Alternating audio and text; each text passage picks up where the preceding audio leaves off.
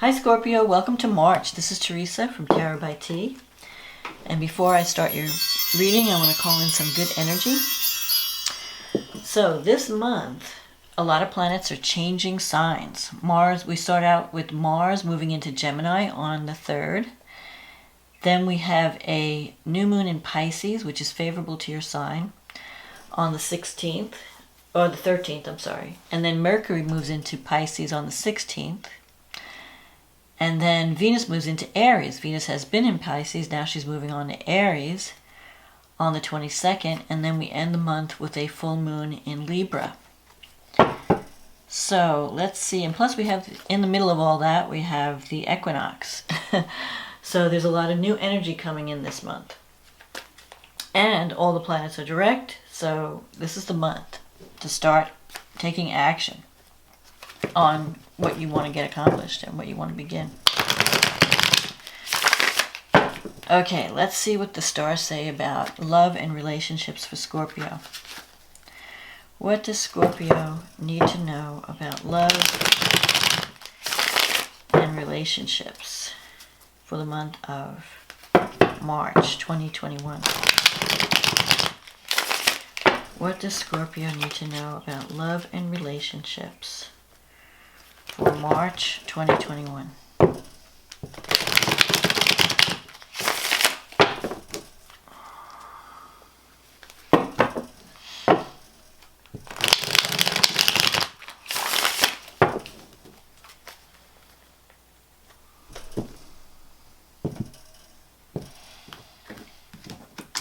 Okay, let's see what we get.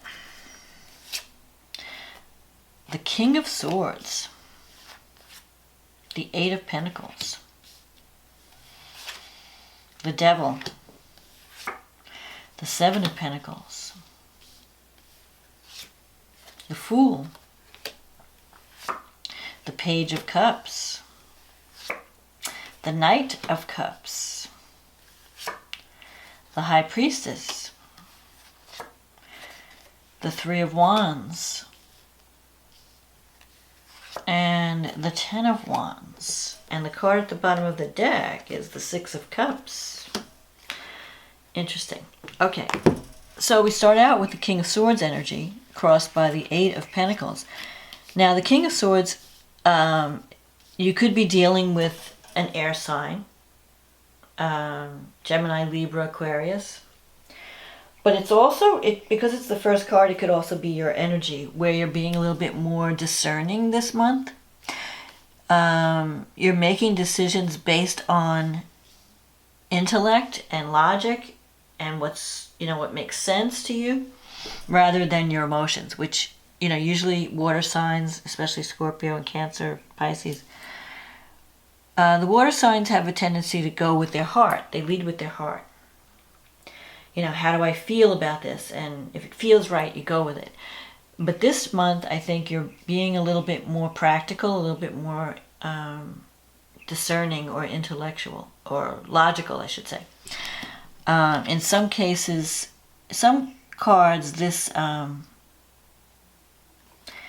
King of Swords is shown separating, wheat from the chaff. He's got a sword and he's separating the wheat. So he's learning how to, what do I discard? What do I keep? What do I let go of? What's real? What's not real? This is what you're going to be going through this month in terms of relationship. You have the Eight of Pentacles here. So you could be on a new path. And because this is a love reading, normally I would say that could be a new career path. And that might be part of your month as well.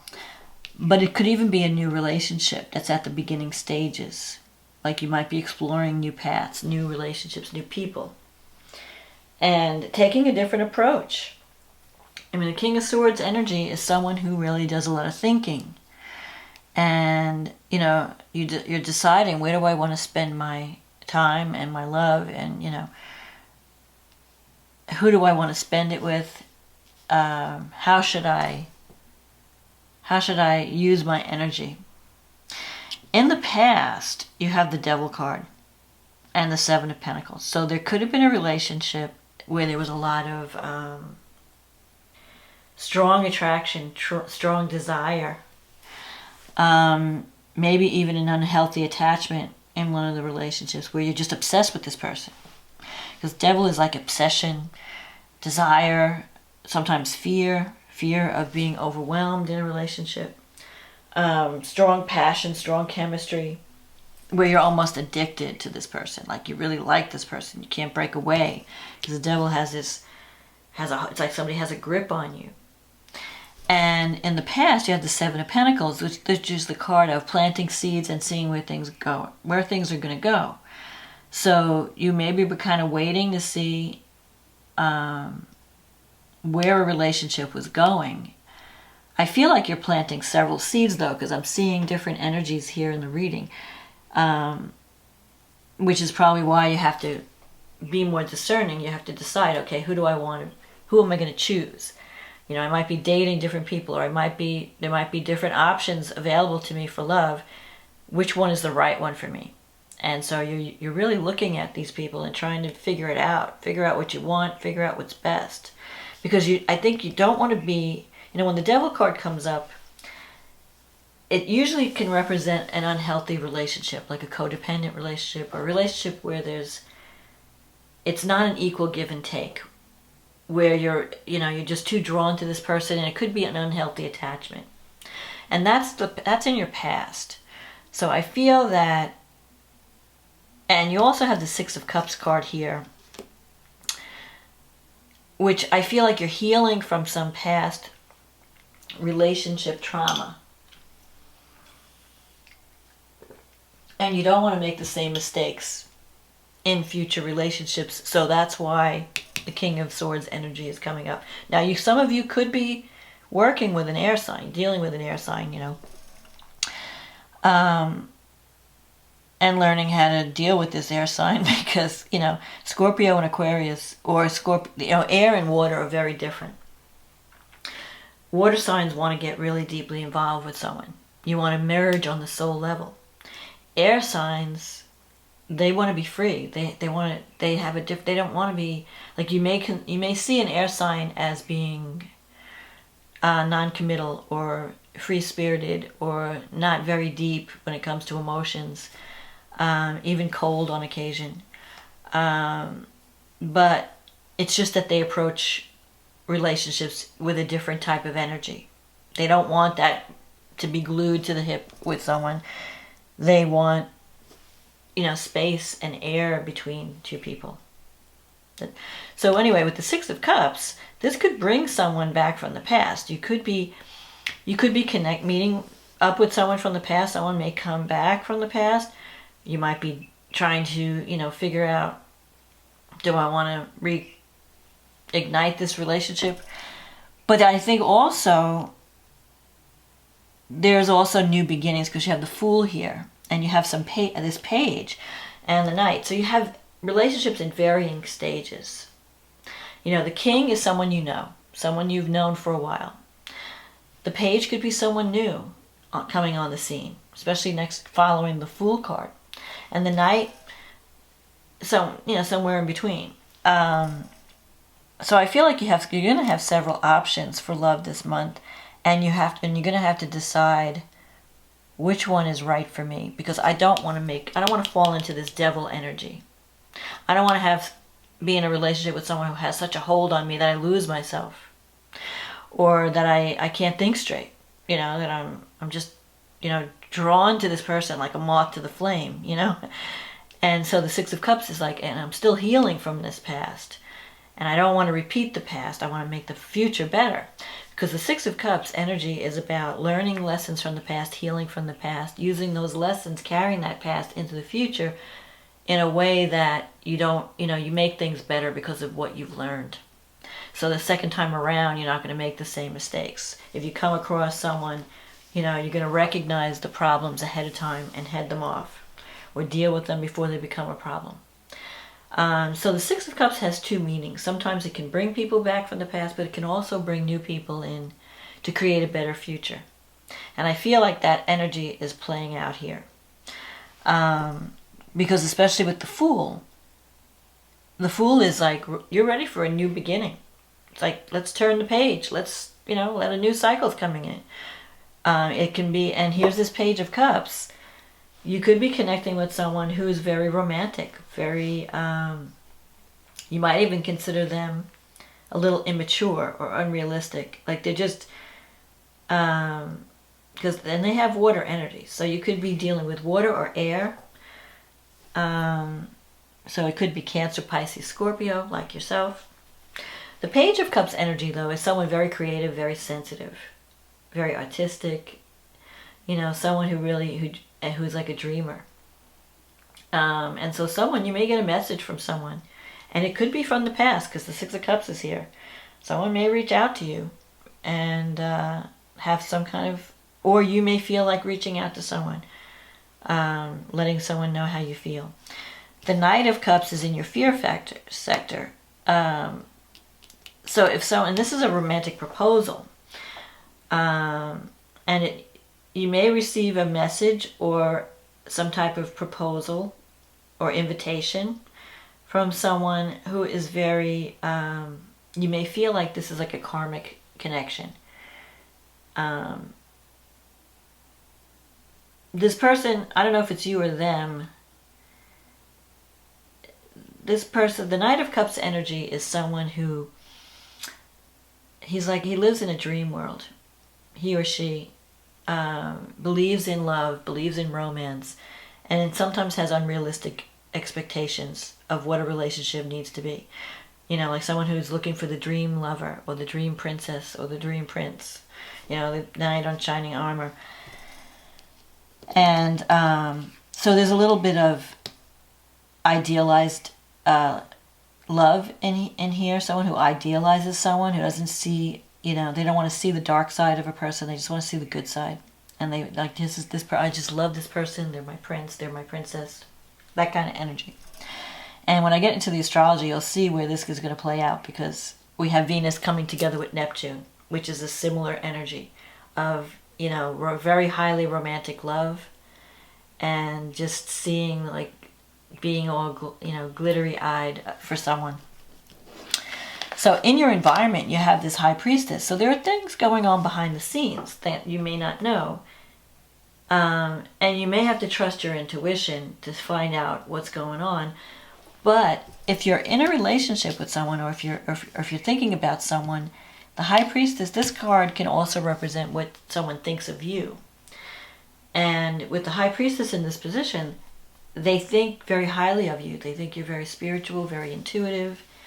They admire you a lot. So there is someone who really admires you and has very romantic feelings toward you. And they may approach you this month, because I'm seeing this new beginning, and it could be like a new beginning. You have the Three of Wands here, which, okay, so here in the Seven of Pentacles, you're planting seeds. So you might be, checking different people out, trying to see, okay, where's this going to go? Where's that going to go? With the Three of Wands, you're going to start to see results coming back. So if you've been dating, or if you've been, putting yourself out there, I don't see this as much with like people who are in a relationship. This is more for people who are looking for love, who are not in a relationship. I think that whatever you've been doing to try to find a mate or a lover, or whatever you've been doing to try to make a relationship better, you're going to start to see results in March. And you have the Ten of Wands here, which is about carrying this heavy burden, feeling overwhelmed by work. You're coming to the end of that. So you're going to be able to put your burden down. You're going to, things are going to be a little bit lighter this month. There might be more romance in this month. Maybe you've been busy working and you've been all work and no play. Because especially with this Eight of Pentacles, like you're really focused on you might be focused on your career, trying to take your life in a new direction. And you haven't had time for love. Well, somebody's going to knock that out of you. Someone is going to take you on a romantic ride. Not a bad ride. I mean, someone may be coming in with words of love or messages of love. That's what the Page of Cups is. And especially the Knight. The Knight is, an invitation, a proposal. Like, come out, let's go out, let's do this, let's do that. And you may find this person hard to resist. because this devil is here. So you're going to have to use that King of Swords energy and say, okay, because sometimes the Knight of Cups, I just want to say, they're very charming and they may tell half-truths. They don't always tell you everything. So you have to take what they say with a grain of salt. So you're going to need that discrimination of the King of Swords energy to figure out, okay, is this person really being honest with me? Can I, or is this just a dream? What's real? And you're going to have to trust your intuition, trust your gut. So if you feel, really good about this, and your heart is like, yeah, I want to get involved with this, I want to check this out, go with that feeling. But if you're getting a little twinge that says, I don't know if this guy is totally, or this girl is totally honest with me, there's something weird, something unreal about this story, trust that too. So trust your intuition. So let's see. So you have this new moon in Pisces, and it's in your 5th house of romance. And that's what these cards are, romance. Especially the Knight and the Page of Cups. So romance is on offer this month. And this new moon is really it's a beautiful moon because it's connected to Venus and Neptune in Pisces. I mean, you can't get more romantic than that. I mean, the only thing you have to be careful of is getting too caught up in the dream. Like you might meet someone, you think, oh my God, I love this person. This person's my soulmate. Where have you been all my life? Just take it slow, because you could be idealizing someone. I mean, enjoy it, but at some point you're going to come down to earth. But because when you have Neptune and Venus coming together in Pisces, it's very easy to just, build this beautiful dream and to glamorize someone, to make someone, to idealize someone where they can do no wrong. And all you see is their beautiful qualities. You're getting caught up, you could get caught up very strongly in romance and not see, the reality of the person. So that's the only thing you need to be careful of. Otherwise, have a great time. I mean, it's going to be very romantic. You have the potential to start something really romantic, to have a really romantic encounter this month. The other way that this could play out, if it's not romance, is creativity. Because Venus and Neptune, Venus rules love and art, and Neptune is art and beauty. If you ever felt like doing any kind of art or music or any kind of creative work, if you try something creative this month, you're going to be really inspired. And you could create beautiful works of art, especially because the 5th house, and you're going to love it. You're going to have fun. The 5th house is the fun house. So you have this new moon in your fun house, in your house of love, romance, pleasure. So if you start a relationship at this time, it can be very romantic. It can start out really romantic, where you feel like, oh, I've met a soulmate. I'm having someone. This is like a dream lover. Now, you also have Mars now moving into Gemini. He's in your 8th house. So he could bring your expenses up a little bit. Sometimes Mars in the 8th. But he's trining Saturn. And Saturn's in your 4th house. The 8th house is the house of transformation. So if you start a new relationship this month, it could really transform your life. It could bring more stability. Because Mars trines Saturn, usually Mars and Saturn are the bad guys. In astrology, a lot of people see them as bringing problems and conflict and blockages. But when they're working together, they can bring you what you want. They can help you to build something solid and stable. They can give you, like Mars gives you the energy to tackle the problems. And Saturn gives you that commitment and discipline to overcome anything. So you could create something solid and stable that lasts. With Mars in the 8th house, if you have any financial concerns, like worried about financial support, like an inheritance or insurance payout, or because the 8th house is the money that comes to you from other people, like people supporting you, not the money that you earn. So if you're waiting for some kind of settlement or you're waiting for some kind of inheritance, or your partner's income. Mars is going to help you. It's going to energize you to get that support,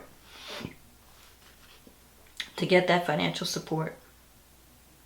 And Saturn in the 4th house is helping you to put down roots. It's helping, you might be thinking maybe you're trying to buy a house or do some work around the house or create a more stable home life, and you need financial backing. You need like a loan, or you need, a mortgage. This energy will help that, will help you achieve that. Now the 8th house is also the house of, confronting your demons. So if there's anything that's been preventing you from having intimacy in your life, from bonding at a deeper level with someone, you have the energy now to tackle that problem, to get at those things, to face those things, the courage, because Mars brings courage too. Mars is courage, taking the initiative, overcoming things. Uranus is still in your 7th house, so it's shaking up your relationships. You might be attracting some different type of people, different types that you've never, considered before. Or you're breaking out of past patterns that may have their roots in your family upbringing, your childhood upbringing. Maybe your parents, we all get influenced by our parents. The way we learn about relationships, the way we love, the way we receive love and give love. We use our parents as an example. They're the teachers. They are teachers. They teach us how to love, how to receive love, how to give love. So if you have any conflicts that are originating in your upbringing or your childhood, Uranus is going to break you free. If anything that's been stopping you from creating that relationship. Now Mercury is in Aquarius at this new moon, and before Mercury moves into Pisces, he's going to make a contact with Pluto. So that's really intense. You could have an intense conversation. Pluto's in your 3rd house. So you've been, dealing with issues around siblings, relatives, aunts, uncles, your day-to-day people, your neighbors, your environment, your local environment. Maybe you might have some serious, heavy conversations with those people. Pluto is transforming your relationships. And also the way you communicate. You might be ready to go deeper, to talk about, family history or family problems or anything that needs to be brought to the surface, because that's what Pluto does. Pluto is, something that's been buried, and you need to bring it up to the surface and deal with it and then release it. So it may be unpleasant to face, but once you face it and release it and deal with it, you're free. You're reborn. So, and then on the 16th, Mercury goes into Pisces, and then we have the full moon in Libra. And before the full moon in Libra, Venus moves into Aries. So when Mercury goes into Pisces, it's going to be favoring your sign, and it will be in your 5th house. So it's possible when Mercury moves into the 5th house, you could be communicating more. You could be chatting people up, on the internet, if you're on a dating site or something. Or you could just get messages. Messages could come in. Mercury in Pisces is romantic, but it can also be confusing. It could also be, you want to make sure that you're understanding someone, that they're not just, you want to look deeper than whatever the surface is. Because Mercury in Pisces can be a little bit, there could be glamour attached to the message. Someone may promise a lot and not deliver with Mercury in Pisces. But it could be just a romantic message too. If you ever wanted to write poetry, Mercury in Pisces. Now's the time. Then we have Venus moves into Aries, and that will be in your 6th house. So when Venus moves into Aries in your 6th house, your relationship with coworkers is going to get better. Because when Venus is in the 6th house, everyone seems charming and lovely and everybody's getting along. Venus is not really that comfortable in Aries, because Aries is kind of an aggressive sign, and Venus is not an aggressive planet, Venus is about love and, you know, subtlety and diplomacy, and Aries is like the warrior. So the warrior energy doesn't go good with the love goddess, you know. Sometimes Venus in Pisces, in Aries, is a little bit too aggressive or too pushy in love. So you want to tone that down. Don't push things too much. But this full moon in Libra, it's happening in your 12th house. The moon's in the 12th. The sun and Venus is in the 6th. So these are the psychological houses. These are the 6 rules your health, and also your work environment. And the 12th rules whatever's hidden. It could be, sometimes, you know, the ancients used to say hidden enemies or psychological blocks. Sometimes it means, you know, institutions like hospitals, prisons, organizations, you know. So you might be dealing with, you might have a family member that you're visiting, you know, someone who's in the hospital, or you might be overcoming, you might be finally seeing, bringing something to the surface, like unconscious programming. I see the 12th house more as psychological. It's the unconscious. It's our unconscious pattern and our habits that we're not aware of, but everybody else can see. Well, when the full moon comes, you may suddenly see what you've been doing that needs to change, or how you've been sabotaging yourself and your success when it comes to love, and also in career, because the 6th house is the house of work.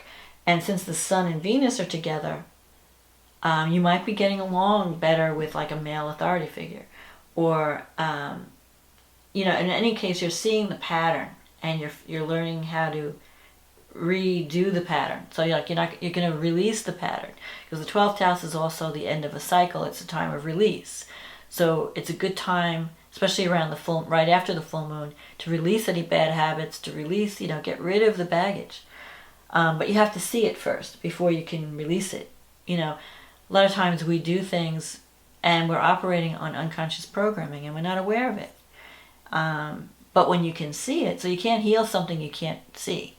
But when you see it, oh, like, yeah, I've been doing that. Oh, yeah. And you have that awakening. I'm going to work on that. And so this can be good. Again, you have Mercury and Neptune. Mercury now is in Pisces, and it's conjuncting Neptune in your 5th house.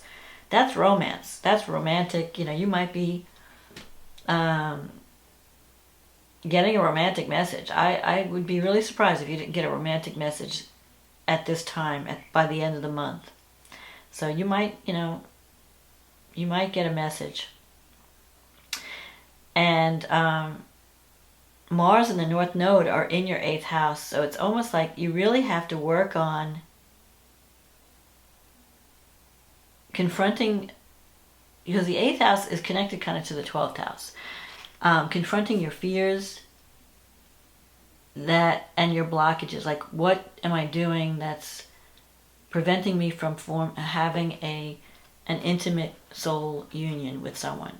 I feel like because of the 12th and the 6th and the 8th are all kind of activated this month, it's a good time to really do some psychological work around love and relationships, around intimacy, around you know, these unconscious patterns, because I think you have a good chance of coming, you know, seeing them, bringing them to the surface and releasing them, and talking about them. Because Gemini, you know, the North Node is in Gemini and Mars is in Gemini. It's about telling your story. And by telling our stories, it's a healing, it's a cathartic process. You know, you're telling your story, you're talking about your wounds, and you're coming to terms with them and releasing them. Let's see what else. And Saturn is also trining the North Node. So Saturn wants you to, I think you have some karma around family that needs to be addressed this month. And this family karma, these family patterns are interfering with how you deal with people in the world, how you deal with love, how you deal with career. And if you can heal that, and you can talk about it and bring it up and not be afraid to face it, I feel that it's going to be a release, and you can have a chance for a new beginning. So anyway, you have some issues to work out this month, but you have really great energy to help you deal with that and heal from that, so that you can start to let this new love come in, this new beginning come in, and drop the baggage. This is about releasing past baggage, releasing anything that's been holding you back, that's been weighing you down, that's been dragging you, or preventing you from connecting with someone at the soul level, and to bring love into your life, because you're going to have opportunity. You have opportunity for love and romance, but you also have to work on your fears and your unconscious patterns that may be blocking that love from coming in. So anyway, I know this was kind of a heavy reading, but I think it's all going to end well, and you're going to be reborn. It's like the phoenix rising from the ashes. So I hope you enjoyed this reading, Scorpio, and I wish you the best of luck this month and love. And if you liked the reading and if it resonated with you, please click on the like button or click on the subscribe button. If you'd like a private reading, click on the link in the description box. It'll take you to my website, and we could get you on the schedule. In the meantime, thank you for your support. Thank you for commenting. Thank you. I love reading all the feedback. And I really hope that you're enjoying the readings. I'm enjoying doing them. I hope you're enjoying listening to them. Anyway, have a wonderful March, and I will talk to you again next month. Okay, bye now.